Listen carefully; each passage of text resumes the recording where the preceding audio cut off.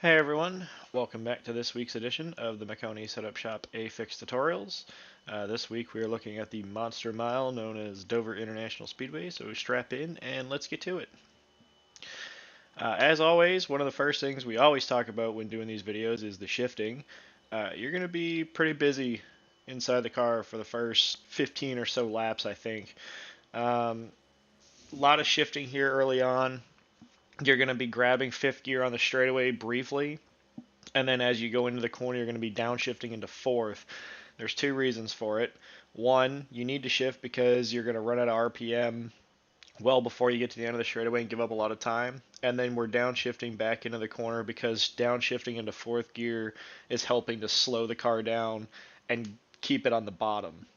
Okay, if you were to try to run fifth gear this entire time, you have to use a lot of brake and a lot of wheel to keep the car from sliding up the racetrack because there's not enough torque slowing the car down.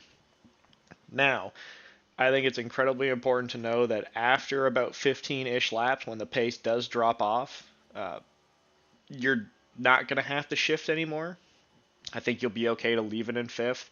The fall off here is a lot. Okay, even in the road to protesting for the trucks we've done, the fall off is pretty significant, and it's no different in this car either. The runs that I've been doing, I get to 15, 20 laps in, and my drop off is pretty significant. Now, I think you're going to stop shifting after about 15 or so anyway to help keep the balance the same, because if you're going to keep shifting into fourth that late, I think you're just going to melt the right rear off because you're spinning it so easily. So being in fifth gear is also going to help you with the drive off and keep the balance. Okay, a couple ways to get around here. You see here, I like to wrap. I've always been one that likes to wrap around Dover. And what I mean by that is you try to get down to the apron and hold it as close as you can.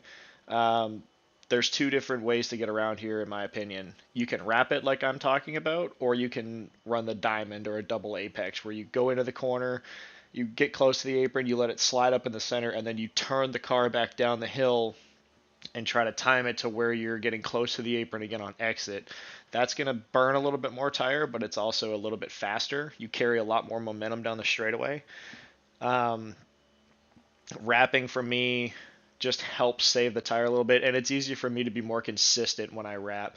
I'm not perfect, not in this car anyway, but I feel a lot more consistent when I'm wrapping around the apron.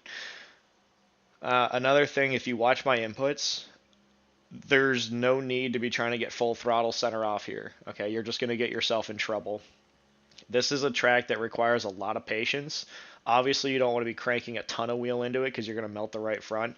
But when you're working the throttle, especially in this car, if you get into it too fast, you're just going to spin the rear tires and you're going to get yourself in trouble here in a hurry. Okay? If you feel comfortable and the car feels gripped up for you, by all means, when you get near the exit, mash it, get on the gas, try to carry as much as you can.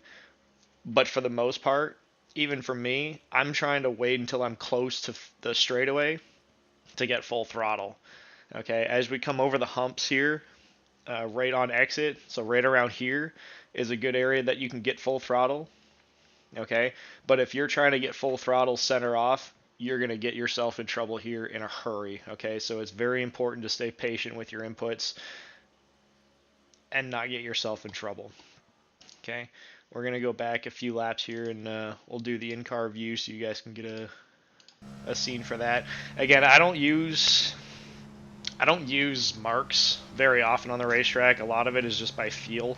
Um, if you run enough laps around here, you'll learn real quick that if you try to dive it off into the corner, you can only go so far before it just plows straight up the racetrack. Um, so for me, I mean, once you get to the end of the straightaway, it's just a feel like where do you got to lift, right? I like just before the hump, as you can see that transition change. I try to get off the gas and set the corner up before that. Some people like to drive into the corner down that hill right there. Some people like to drive into the corner down that hill and then start doing their stuff.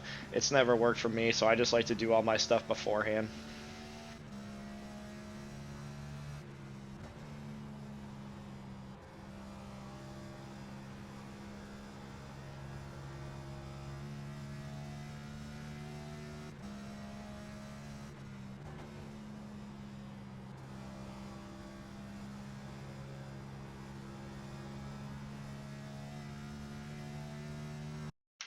Okay, guys. As always, if you're struggling with anything, don't hesitate. Okay, this is a very difficult track. Please leave a comment down below, and I'll try to help you as much as we can. This is a very, very tricky racetrack. It's not easy to get a handle on. I've been racing here for years, and it's my least favorite track. Okay, I know I struggle. Don't hesitate. If you find that you're struggling and need help, reach out, ask whatever questions you have, and I'll try to answer them as thoroughly as possible. As a reminder, patience, patience, patience, patience. Don't try to rush anything. Just try to be smooth. Okay, the best way to get around this place is just to try to be smooth. If people are faster than you, let them go. Okay, this is a hard place to race. It doesn't really feel like there's a whole lot of grip in the middle and upwards. As there's cars on the racetrack, I'm sure the track will take heat, take a little bit of rubber, and the groove might widen out. But from the looks of it, it feels like you want to be tight around the bottom. Again, it's more of a play by ear thing. Okay, see how the race is progressing, see what's happening, and adjust from there. All right, guys, that's going to do it for this video. As always, if you find that it was helpful, please consider leaving a like. Don't hesitate to reach out. If you have any questions, comments, or concerns, please ask. We'll do our best to help you. And as always, if you're not already subscribed, make sure you hit that subscribe button, ring the notification bell so that you can see these videos every Monday when they're posted to the Maconi YouTube page. All right, guys, best of luck this week, and we'll see you out on the track.